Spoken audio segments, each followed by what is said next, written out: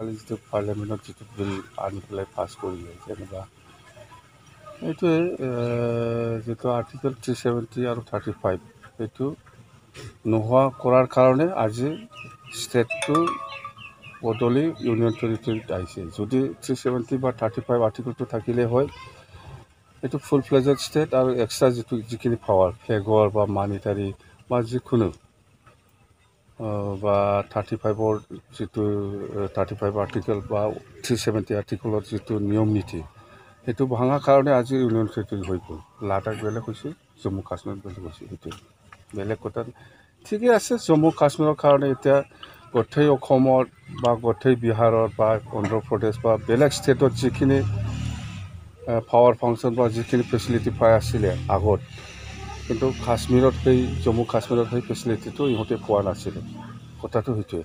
যেনিবা আপুনি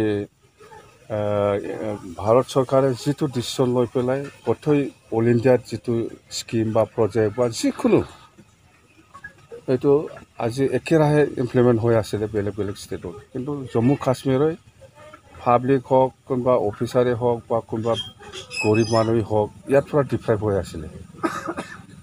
তো এতিয়া ইউনিয়ন টেৰিটৰীত অহাৰ লগে লগে 370 আৰু 35টো উঠাই দিয়াৰ লগে লগে বাছ একে সমান। আজি অসমৰ ৰাইজে কি পাই আছে, কাশ্মীৰ পাব্লিকেও সেইটো পাব।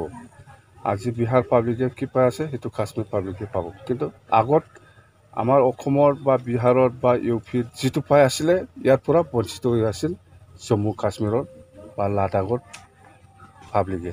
কিন্তু এতিয়া অহাকালি যিটো চেঞ্জ আনিছে যোৱাকালি, ইয়াৰ পিছত এতিয়া কাশ্মীৰ ৰাইজে আজি অসমবাসী ৰাইজে কি পাইছে বা বেংগলবাসী ৰাইজে কি পাইছে সেইটো পাই থাকিব।